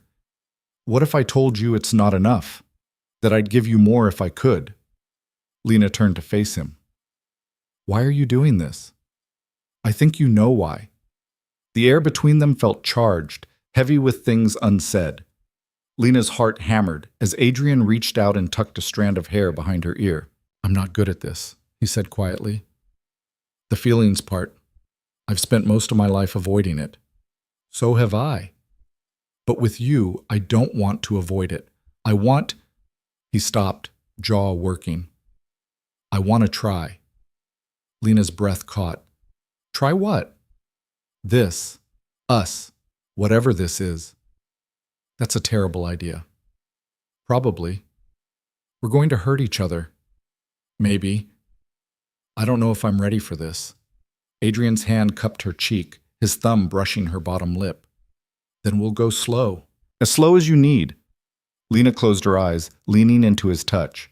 Every logical part of her brain screamed that this was a mistake, that getting involved with Adrian Cross would only lead to more pain, but the rest of her, the part that had been alone for so long, wanted this more than she wanted to breathe. Okay, she whispered. We can try. Adrian kissed her then, gentle and careful, like she was something precious that might break. And maybe she was. Maybe they both were. The next few weeks settled into a rhythm that felt almost normal. Lena moved into her new apartment but spent most of her time in Adrian's space. They ate breakfast together when his schedule allowed. He came to her performances at the Crescent Room, always sitting in the back, always watching. They didn't talk about what they were to each other, didn't put labels on it, but everyone who saw them together knew.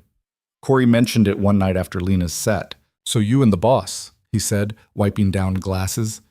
"That's really happening." Lena felt her face heat. "It's complicated." "Always is with men like him." "What's that supposed to mean?" Corey set down the glass and looked at her with kind, worried eyes. "Just be careful, Lena. Adrian Cross is a good man in a lot of ways, but he's also dangerous. And dangerous men don't stop being dangerous just because they care about someone." "I know what I'm doing." "Do you?" The question haunted Lena as she drove back to the penthouse that night. Did she know what she was doing, or was she just trading one kind of danger for another? She found Adrian on the balcony, smoking a cigarette, something she'd never seen him do before. "Didn't know you smoked," she said. "I don't, usually." He took a drag and exhaled slowly. "Bad habit from when I was younger. Only comes back when I'm stressed." "What's wrong?" Adrian was quiet for a long moment. Then he stubbed out a cigarette and turned to face her. "Thibault's dead." Lena's world tilted. "What?" "They found him in Buenos Aires this morning. Apparent suicide, single gunshot to the head." "Oh my God." "The authorities are calling it self-inflicted. Said he left a note confessing to the fraud charges." Lena sank into one of the balcony chairs, her legs suddenly weak. "Do you believe that?" Adrian's expression was unreadable. "Does it matter?" "Yes, it matters." "Why?" "He's gone. He can't hurt you anymore. Isn't that what we wanted?" "Not like this. I wanted him to face justice, to answer for what he did. Not—" She stopped, bile rising in her throat. "Did you have something to do with this?" "No." "Adrian, I said no, Lena. I wanted him ruined, not dead. There's a difference." "Then who?" Adrian shook his head. "Could be anyone. Thibault made a lot of enemies, someone he owed money to, someone he crossed. Or maybe it really was suicide. Men like him don't handle losing well." Lena wanted to believe him, wanted to trust that Adrian had nothing to do with Marcus's death, but doubt crept in anyway, cold and insidious. "I need you to look at me," she said. Adrian met her eyes. "Swear to me you didn't do this, that you didn't have him killed." "I swear. On everything I have, I didn't touch him." Lena searched his face for any sign of deception and found none. She wanted to feel relief, but all she felt was empty. Marcus Thibault was dead, and she didn't know how to feel about it. "Come here," Adrian said quietly. Lena stood and let him pull her into his arms. She buried her face in his chest, breathing in the familiar scent of him, expensive cologne and something darker underneath. "It's over," Adrian murmured into her hair. "Really over now." But Lena wasn't sure, because even with Marcus gone, the damage remained. The scars, the fear, the night she still woke up gasping from nightmares of that alley. "I don't feel any different," she whispered. "You will. Give it time." Lena wanted to believe him, but time felt like a luxury she couldn't afford. The news of Marcus's death hit the papers the next morning. The story painted him as a corrupt businessman who'd taken the coward's way out. No mention of the men he'd sent to hurt Lena. No mention of the other women he'd probably destroyed along the way. Just another rich man who'd fallen from grace. Lena threw the paper in the trash and tried not to think about it. She threw herself into her music instead. Started writing new songs. Darker, more honest ones about survival and scars. The Crescent Room became her sanctuary, the only place where she felt like herself. One night, a man in an expensive suit approached her after her set. "Miss Hart? My name is David Chen. I'm a talent scout for Meridian Records." Lena's heart skipped. Meridian was one of the biggest independent labels in the country. "I've been watching your performances for the past month," Chen continued. "You have something special, raw, authentic, the kind of voice that could fill stadiums if given the right opportunity." "What are you saying?" "I'm saying we'd like to offer you a recording contract. Nothing is guaranteed, but we think you could be something big." Lena stared at him, her mind reeling.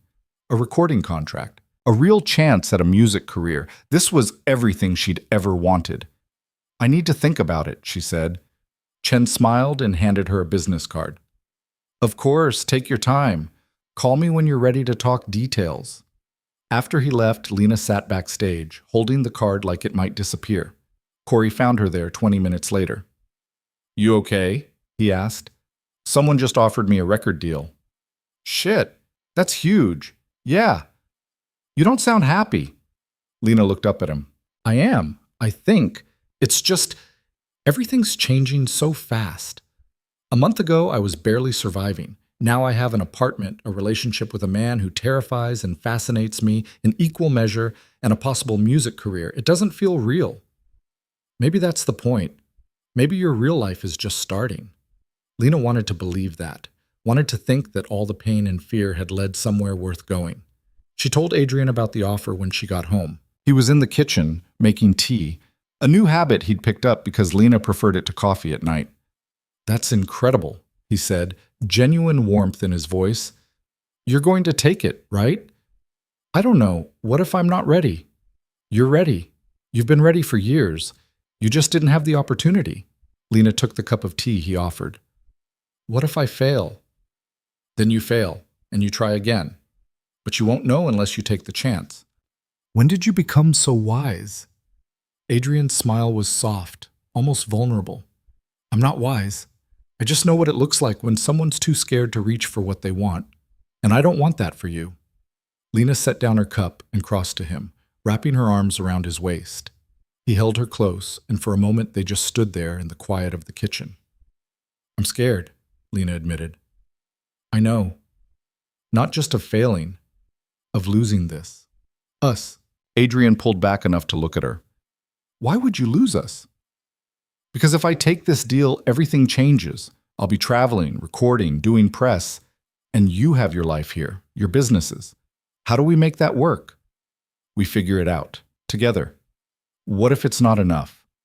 Adrian cupped her face in his hands. Then we'll deal with it when it happens. But don't give up something you want because you're afraid of what might go wrong. That's no way to live. Lena kissed him then, deep and desperate, like she could pour all her fear and hope and love into him through touch alone. Adrian responded with equal intensity, backing her against the counter. Bedroom, Lena gasped between kisses. Which one? Yours, now. They barely made it. Clothes came off in a trail through the penthouse. When they finally fell into Adrian's bed, it was all heat and hunger, and the desperate need to feel something other than fear. Afterward, they lay tangled together, Lena's head on Adrian's chest, listening to his heartbeat slow. I'm going to take the deal, she said quietly. Good. And I'm going to need you to be patient with me, because I'm going to mess this up. Us. I'm going to get scared and pull away and probably hurt you. Adrian's fingers traced lazy patterns on her shoulder. I know, and I'm going to do the same to you, because I'm not good at this either, but we'll figure it out. Promise? Promise. Lena closed her eyes and let herself believe him. The next morning, she called David Chen and accepted the offer. They scheduled a meeting for the following week to go over contracts and discuss recording plans. Lena felt like she was floating, untethered from reality. Adrian celebrated by taking her to dinner at the nicest restaurant in the city. They sat by the window, overlooking the Mississippi River, and Lena realized this was the first time they'd been out together in public as a real couple. People stared. Of course they did. Adrian crossed dining with the girl from the Crescent Room. The gossip would be all over the city by morning. Does this bother you? Adrian asked, noticing her discomfort. A little.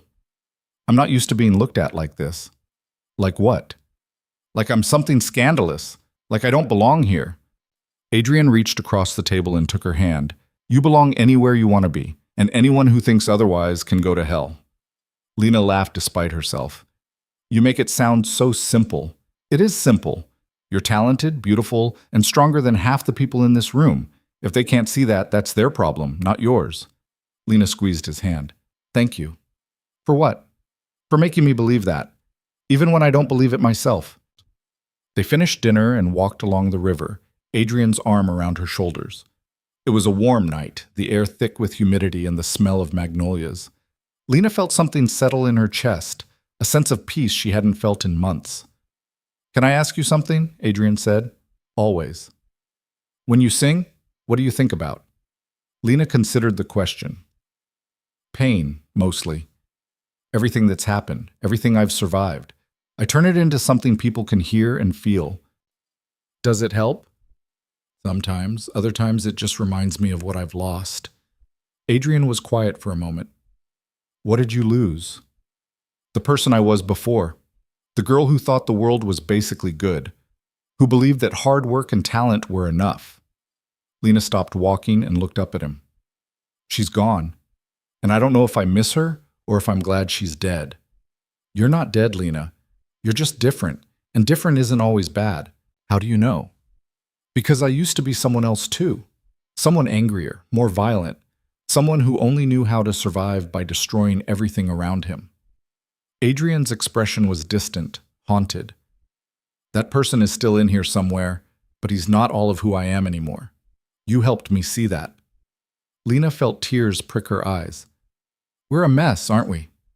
Yeah, but we're a mess together. They walked back to the penthouse hand in hand, and Lena felt something shift inside her. Maybe this was what healing looked like. Not forgetting the pain, but learning to carry it differently. Not alone, but with someone who understood. The recording session started 2 weeks later. Lena spent her days in the studio, working with producers who actually understood her vision. They didn't try to change her voice or make her sing pop songs she hated. They let her be raw, honest, real. The album they were building felt like a diary of her survival, each song a chapter in the story of how she'd been broken and rebuilt. Adrian came to the studio when he could, sitting quietly in the back while she worked. Sometimes she'd look up and catch him watching her with an expression that made her heart ache, pride and longing, and something deeper that neither of them had named yet. One afternoon, after a particularly emotional session, Lena found him waiting outside the studio. How'd it go? He asked. Good. Hard, but good. She leaned against him, exhausted. I recorded the song about the alley. Adrian stiffened slightly. How was that? Brutal. I cried twice, but I got through it. I'm proud of you. Lena looked up at him. Do you want to hear it? Are you sure? Yeah, I think I need you to hear it. They went back into the studio, and Lena played him the rough cut. Her voice poured through the speakers, raw and aching, singing about darkness and violence, and the man who'd pulled her back from the edge. When it finished, Adrian was silent for a long moment. That's about me, he said finally. Parts of it.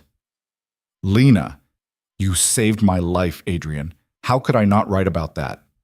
Adrian's jaw worked. I don't feel like a hero. Good. Because you're not. You're just a man who decided to give a damn when no one else would, and that's enough. Adrian pulled her close, and Lena felt him trembling slightly. She realized he was crying, silent tears that he probably didn't even know he was shedding. Thank you, he whispered into her hair. For what? For seeing me. Really seeing me. Not the money or the power or the reputation. Just me. Lena held him tighter. Thank you for the same thing. They stood like that for a long time, two broken people holding each other together in the dim light of a recording studio. And Lena thought maybe this was what love looked like. Not perfect or easy, but real. Messy and complicated and absolutely worth fighting for. Part 5. Lưu ý. Viết 6.000 đến 6.500 từ liên kết liền mạch với các phần trước trong câu chuyện, pha hồi thoại tạo thành một câu chuyện liền mạch khi ghép lại. Mỗi phần liền mạch với phần trước không giới thiệu lại câu chuyện ở đầu phần mới. Liên kết các phần của câu chuyện một cách liền mạch. Sử dụng câu chuyện tiếp giữa các phần. Duy trì chủ đề, tránh ngắt quãng đột ngột, không sử dụng gạch đầu dòng hoặc tiêu đề phụ, phong cách kể chuyện Mỹ, Hoa Kỳ, giống văn giàu cảm xúc. Kể theo ngôi thứ 3, giữ đồ kịch tính không viết lan man. Nhân vật không hoàn hảo, hội thoại tự nhiên, tránh ngôn ngữ văn chương sáo rơi và cụm từ AI điển hình. Viết như nhà văn chuyên nghiệp, không như AI cố gắng nghe sang. Có yếu tố con người, cầm miêu tả qua mượt mà và hoàn hảo. Phần 5 giải quyết hết vấn đề và kết thúc trọn vẹn câu chuyện. Lưu ý trả lời trong mục tin nhắn không nhảy sang document, chỉ dẫn bắt buộc, không được xuất hiện trong nội dung truyền. Đây là một câu chuyện điện ảnh hoàn toàn hư cấu được tạo ra chỉ nhằm mục đích giải trí. Không đề cập hay ngụ ý rằng nó dựa trên sự kiện có thật, người thật hoặc câu chuyện có thật. không sử dụng các cụm từ như dựa trên một câu chuyện có thật, theo ghi chép, hoặc bất cứ điều gì tương tự. Tất cả các nhân vật, địa điểm, tổ chức và sự kiện phải hoàn toàn hư cấu. Show More 845. Part 5. The album dropped 6 months later on a Tuesday in October, and Lena's world exploded overnight. She'd expected some attention, maybe a few reviews, some radio play if she was lucky. What she got was a tidal wave. Critics called it the most honest debut they'd heard in years. The lead single, the one about surviving the alley, went viral on streaming platforms. By the end of the first week, Lena had sold 50,000 copies. By the end of the month, she was on the cover of 3 music magazines. "This is insane," Lena said, staring at her phone as notifications flooded in. She was curled up on Adrian's couch, wearing one of his shirts, and trying to process the fact that her face was currently on a billboard in Times Square. Adrian looked up from his laptop. "It's what you deserve." "I don't know about that." "I do." Lena set her phone down and crawled across the couch to him.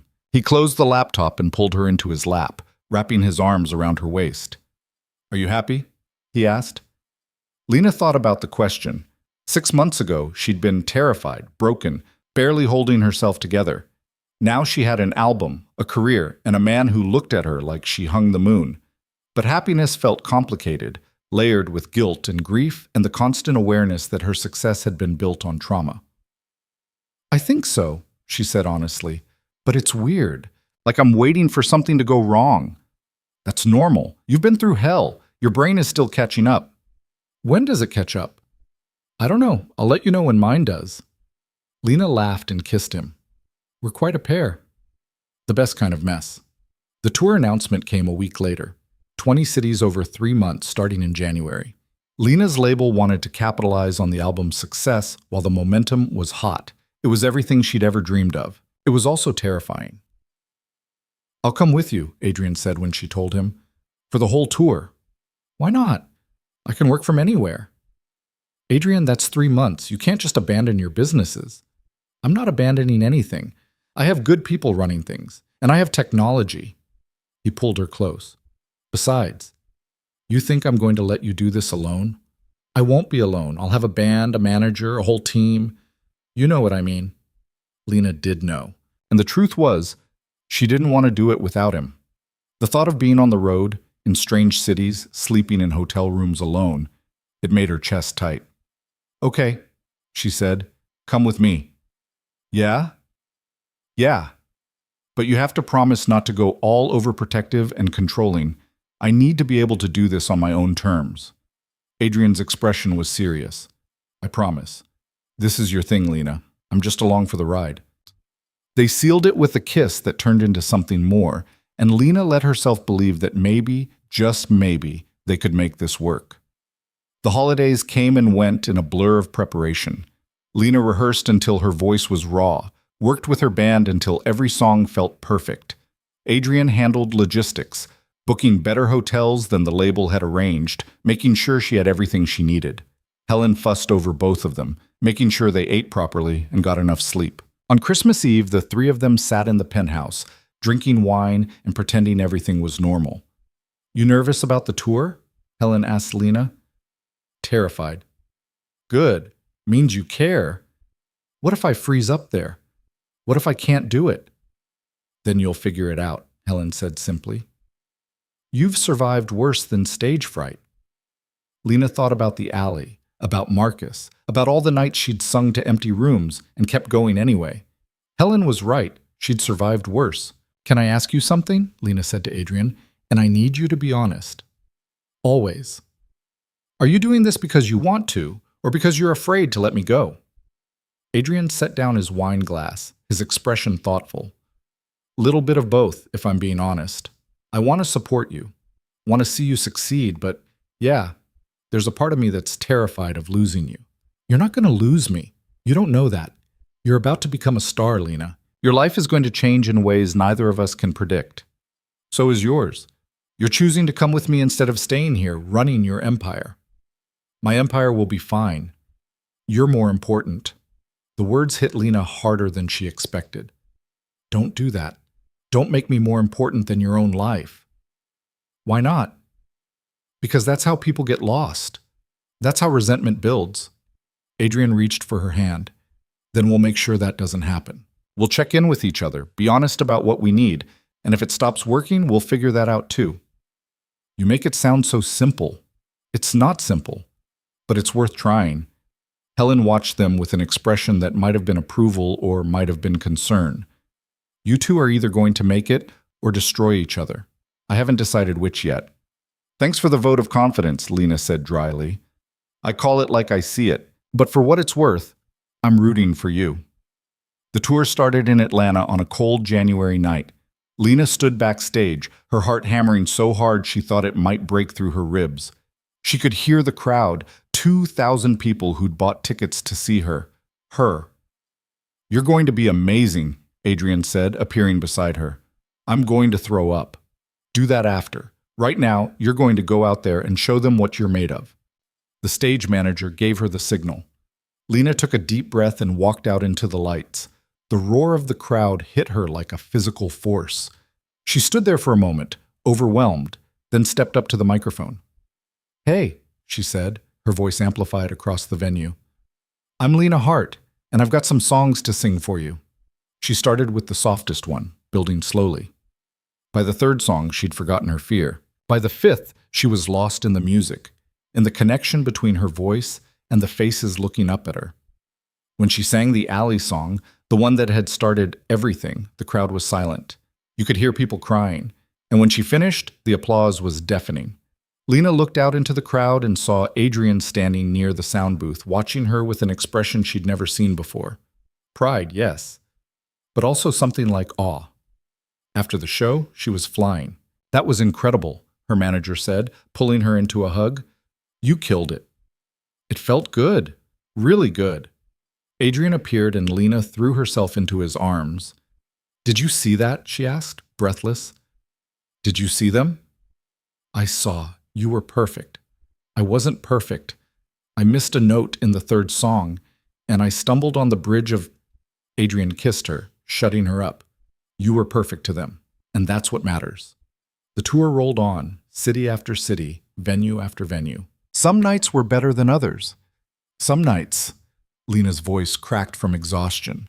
Some nights, the crowd was small or disinterested, but most nights, it was magic. Adrian kept his promise. He stayed in the background, didn't interfere, didn't try to control anything. But he was always there, waiting in the wings, bringing her tea for her voice, holding her when she crashed after shows. They fought sometimes. The stress of the road, the constant travel, the lack of privacy, it all added up. There was a night in Chicago when Lena accused him of smothering her, and Adrian walked out of the hotel room. He came back 3 hours later, and they talked it through, apologized, promised to do better. There was a night in Denver when Adrian got a call about a problem with one of his clubs, something that required his immediate attention. He flew home for 3 days, and Lena realized how much she'd come to depend on his presence. When he came back, she clung to him like he might disappear again. I missed you, she admitted. I was gone for 3 days. I know, but everything felt wrong without you here. Adrian kissed her forehead. I missed you too. More than I should have. What does that mean? It means I'm in too deep, and I don't know how to pull back. Do you want to? No, but it scares me. The intensity of this. Lena understood. It scared her too, the way they'd become tangled up in each other, necessary to each other's functioning. It wasn't healthy, probably, but it also felt inevitable. By the time they reached San Francisco, the halfway point of the tour, Lena was exhausted but exhilarated. The shows were selling out. Her album had gone gold. She was getting interview requests from major publications. She was becoming everything she'd ever wanted to be, but she was also losing pieces of herself. The privacy, the anonymity, the ability to walk down a street without being recognized. It was thrilling and terrifying in equal measure. One afternoon, she and Adrian walked through Golden Gate Park, and a group of fans spotted her. They were sweet, excited, asked for photos and autographs. Lena obliged, smiling and gracious. But afterward, she felt drained. Is it always going to be like this? She asked Adrian. Probably. Maybe worse, depending on how big you get. I don't know if I want that. Then you get to decide how much of yourself you give. You're in control, Lena, not them. It doesn't feel like I'm in control. Adrian stopped walking and turned to face her. Then take it back. Set boundaries. Say no when you need to. Don't let them consume you. That's easy for you to say. You've always been good at walls. Yeah, and look how well that worked out for me. I spent 15 years alone because I was too afraid to let anyone in. You don't want that life, trust me. Lena knew he was right, but finding the balance between openness and self-preservation felt impossible. The tour ended in New Orleans, full circle back to where it all started. The venue was the Sanger Theater, a historic place that could hold over 2,000 people. It had sold out in minutes. Lena stood on that stage, looking out at faces she recognized. Corey from the Crescent Room, Helen sitting in the front row, other musicians she'd played with over the years, and Adrian, always Adrian, watching from the side. "This is home," she said into the microphone. "This is where I learned to sing, where I learned to survive. And I wouldn't be here without the people in this room who believed in me when I didn't believe in myself." She sang every song like it was the last time she'd ever perform, poured everything she had into the music, the words, the emotion. When she finished, the standing ovation lasted 5 minutes. Backstage, she collapsed into a chair, shaking. "That's it," her manager said, grinning. "That's the end of the tour. You did it." Lena felt tears streaming down her face. "I did it." Adrian knelt in front of her, wiping her tears with his thumbs. "I'm so proud of you. I couldn't have done it without you." "Yes, you could have, but I'm glad you didn't have to." The after party was at one of Adrian's clubs, the nice one in the Warehouse district, not the Crescent Room. Everyone was there. Band members, crew, label executives, friends. The champagne flowed, and Lena found herself laughing until her sides hurt. But eventually, she needed air. She slipped out onto the balcony and found Adrian already there, staring out at the city lights. "Hiding from your own party?" she asked. "Needed a minute. You?" "Same." They stood in comfortable silence for a while. "What happens now?" Lena asked. "What do you want to happen?" "I don't know. The label wants another album, wants to do a bigger tour next year, Europe, maybe Asia." "And what do you want?" Lena thought about it. "I want to keep singing, but I also want a life. Want to be able to breathe without feeling like I'm being watched all the time." "You can have both. You just have to be intentional about it." "What about us? What do we do now?" Adrian turned to face her fully. "I've been thinking about that." Lena's stomach dropped. "That sounds ominous." "It's not. At least, I hope it's not." He reached into his pocket and pulled out a small box. Lena's heart stopped. "I'm not proposing," Adrian said quickly, seeing her expression. "Not yet. But I want you to know that I'm in this, completely. And when you're ready, if you're ever ready, this is here." He opened the box. Inside was a simple ring, white gold with a single diamond. "Adrian, you don't have to say anything. I just needed you to know that you're it for me. You're the person I want to build a life with, however that looks." Lena felt tears burning her eyes. "You're such an idiot." "Probably. I love you." It was the first time either of them had said it out loud. The words hung in the air, heavy and true. Adrian's expression cracked open. "Yeah? Yeah, I love you. Even though you're complicated and damaged and sometimes you drive me crazy." "Right back at you." Lena laughed through her tears. "So what do we do now?" "Now we figure it out. Together. One day at a time." "That's it? That's your big plan?" "That's the plan. No roadmap, no guarantees, just us, figuring it out as we go." Lena took the box from his hand and looked at the ring. It was beautiful, simple, perfect. "I'm not ready for this yet," she said honestly. "I know. But I will be. Someday. I'll wait." She closed the box and handed it back to him. "Keep it safe for me." Adrian pocketed the box and pulled her close. They stood on the balcony, wrapped in each other, while the party continued inside. "I'm scared," Lena admitted, "about the future, about losing this." "Me too. But we're going to try anyway?" "Yeah, we're going to try anyway." 6 months later, Lena was in the studio working on her second album. It was coming slower this time, harder. She didn't have the same well of pain to draw from anymore. She was happy, mostly. healing. And it turned out that happiness was harder to write about than trauma. "This is shit," she said, crumpling up another page of lyrics. Her producer, Marcus, no relation, thank God, laughed. "It's not shit, it's just different. It's boring. It's honest. And honesty is never boring." Lena wasn't convinced, but she kept working. The songs that emerged were quieter, more contemplative, less about surviving and more about learning to live after survival. Adrian came to the studio most days, working on his laptop in the corner. He'd sold 2 of his clubs and was focusing on the businesses he actually cared about. He was also doing something Lena had never expected: therapy. "How's it going?" she'd asked after his first session. "Weird, hard," the therapist asked about my childhood, and I nearly walked out. "But you didn't." "No, I stayed. Figured if you can sing about your trauma in front of thousands of people, I can talk about mine in front of one." It wasn't perfect. They still fought sometimes, still triggered each other's fears and insecurities. But they were trying, actively working on being better for each other. The Crescent Room closed that spring. The building was too old, too broken to save. Lena sang there one last time, a private show for the regulars who'd supported her from the beginning. Corey cried. So did she. "End of an era," Corey said afterward, hugging her tight. "Yeah, but a good one." "You're going to be okay, kid. Better than okay. So are you. What are you going to do now?" Corey shrugged. "Maybe retire. Maybe find another bar. Haven't decided yet." 2 weeks later, Adrian offered him a job managing one of his upscale clubs. Corey accepted, on the condition that he could play whatever music he wanted. "Deal," Adrian said, and they shook on it. Lena's second album came out in November, almost exactly a year after the first. It was different, softer, more mature. Some fans loved it. Some said she'd lost her edge. Lena didn't care. She'd made the album she needed to make, and that was enough. The tour this time was smaller, more intimate. Theaters instead of arenas. She wanted to see faces, to connect with people, not just perform at them. Adrian came to some shows, but not all. They'd learned that they needed space, needed their own lives outside of each other. It was healthier this way, even if it was harder.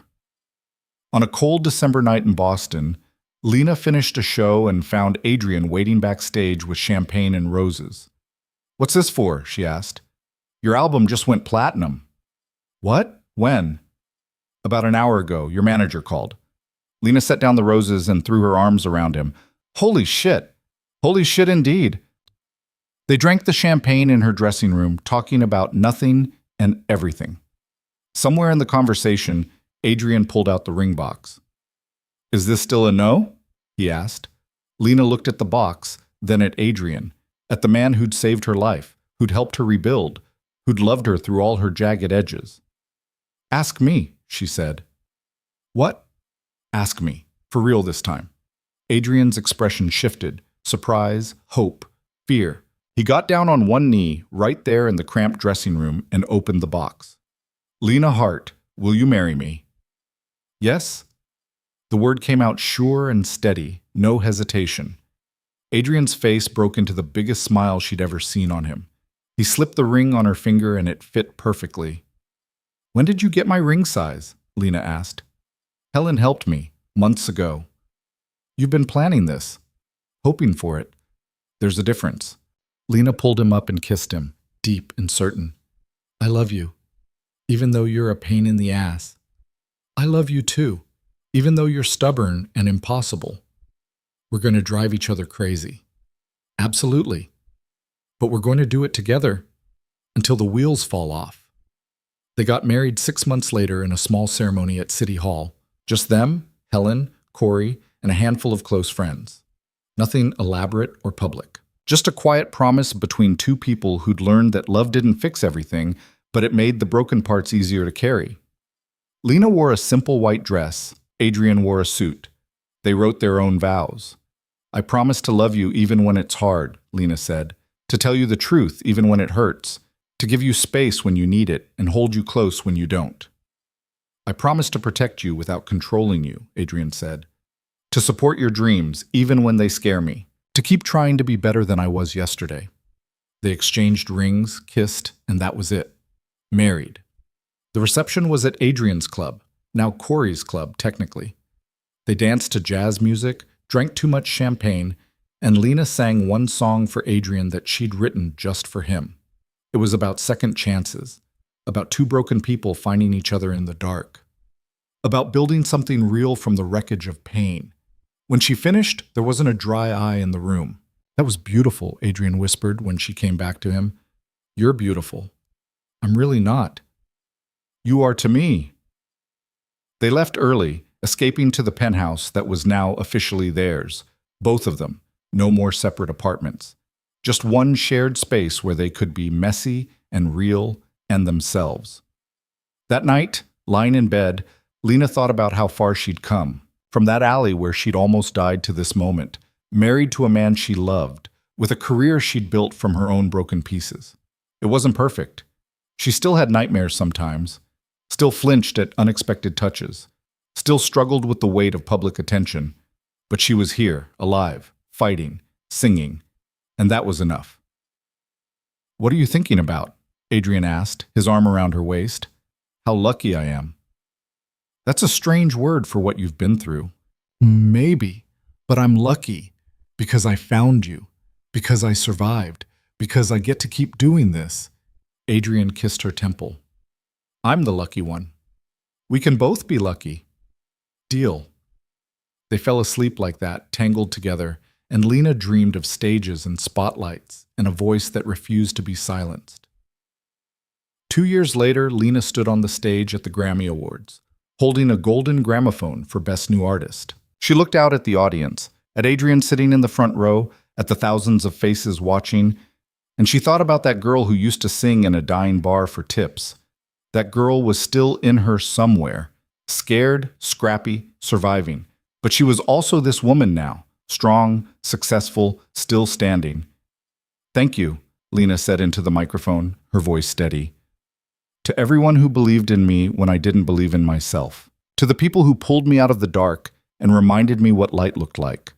This is for you, all of you." She held up the Grammy, and the applause washed over her like a wave. Backstage, Adrian pulled her into his arms. "I'm so proud of you," he said.